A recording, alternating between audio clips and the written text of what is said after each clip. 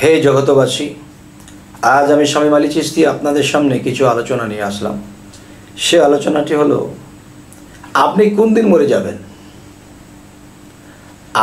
আমি এই পৃথিবীতে এসেছি, একদিন তো মারা যাব, কিন্তু কোন দিন মরে যাবেন এবং মরার আগে আপনার কি কি লক্ষণ এবং কি কি জিনিস আপনি স্বপ্নযোগে দেখতে পাবেন। উলিয়ারা যাহারা আছে তারা আল্লাহর তরফ থেকে খবর পাবে। এমনকি জিব্রাইল ফেরেশতা এসে তাকে বলে যাবে, আপনার এমুক দিন টাইম আছে। আমরা তো আর ওরকম হতে পারিনি, যদি আল্লাহ দয়া করে তবে পারবো। তবে সকল ব্যক্তির জন্য একটা জিনিস কি, সে ভালো মানুষ হোক বা খারাপ মানুষ হোক, তার কাছে স্বপ্ন আসবে। কিন্তু 1000 ভাগের ভিতরে 2টা লোক বা একটা লোক খুঁজে পাবেন যে স্বপ্নের ব্যাখ্যা বুঝে বুঝে চলে।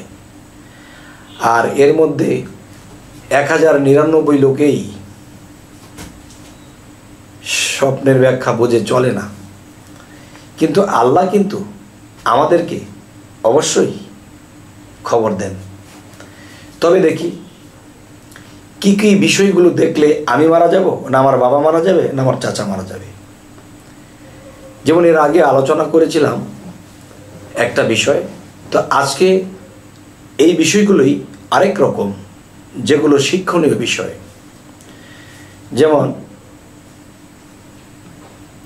একজন মানুষ যদি দেখে সে নতুন একটা ঘর তুলতে দেখতেছে, ঘরটা খুব সুন্দর, নতুন করে একটা ঘর উঠতেছে, এটা স্বপ্নে দেখলে বুঝতে হবে কি, যে এই মানুষটি যখন মৃত্যুবরণ করবে তার জন্যে আরও একটি ঘর রেডি করা হচ্ছে।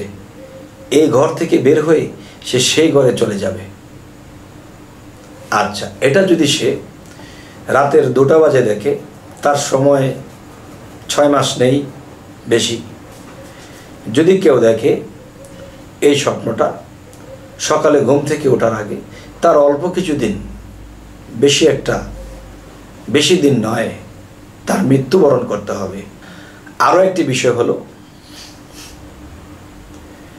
আপনাকে যদি কেউ একটা জামা পরতে দেয়, যে আপনাকে নতুন জামা দেওয়া হলো, আপনি জামাটা পরবেন,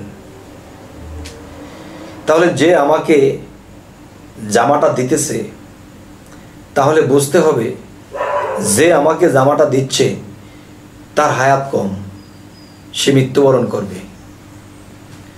এবং আমি যদি দেখি কাউকে জামা দিতেছি, নতুন জামা পরার জন্য, তখন বুঝতে হবে যে আমার হায়াত কম। সুবহানাল্লাহ। আল্লাহ কিন্তু এগুলা বোঝার, আল্লাহ কিন্তু এই জিনিসগুলো বোঝার জন্য পথ খোলা রেখেছেন। এই হলো ঘর দিয়ে বোঝানো হয়েছে। আবার দেখতেছি নতুন ঘর উঠতেছে, তো নতুন ঘর যে উঠতেছে অনেকটা ব্যাখ্যায় আসবে, আমার জন্য এটা হচ্ছে আমার মৃত্যুবরণ করতে হবে।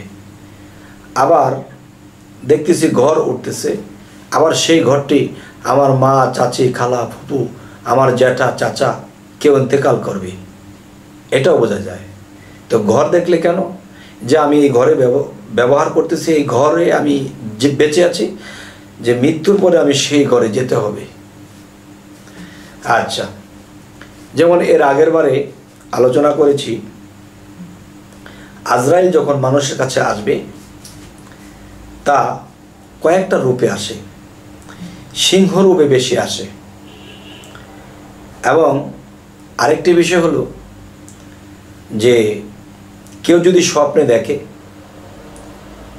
যে তার বাড়িতে এই 10 বছর আগে একজন মানুষ মৃত্যুবরণ করেছে, সেই মানুষটি তার বাড়িতে এসেছে, স্বপ্নে দেখতেছে সেই লোকটা এসে তাদের পাতিল থেকে ভাত নিয়ে ভাতগুলো খেয়ে ফেলছে, তখন বুঝতে হবে এই ঘরের মধ্যে কারো ভাত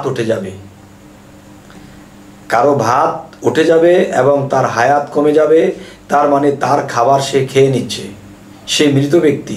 আর এটা দিয়ে বোঝানো হলো যে তার ভাত এখান থেকে উঠে গেল, এবং সে যেই দেশে আছে এই মৃত লোকটি, সেই দেশে সেও চলে যাবে, এটাই বোঝানো হলো। যাই শর্টকাট করে বলি, আপনারা অবশ্যই বুঝে নেবেন। এর পাশাপাশি আরও একটি কথা বলে নেই,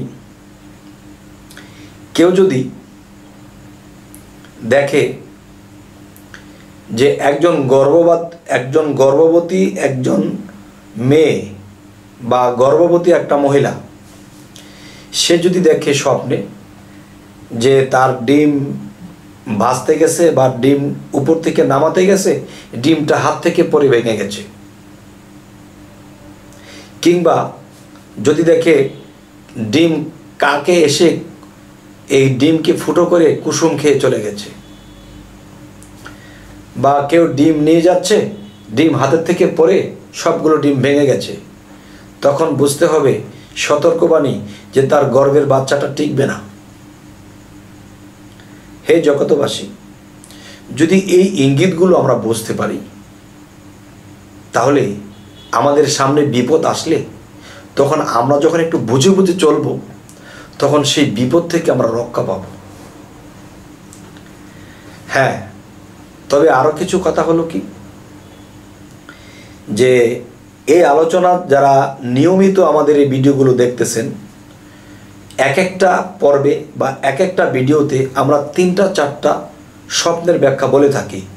তাহলে হিসেব মিলাবেন যে 30টা ভিডিওতে যদি 2টা করে স্বপ্নের কথা বলা হয় ব্যাখ্যা সহকারে, তাহলে 60টা ব্যাখ্যা তার শিখা হলো।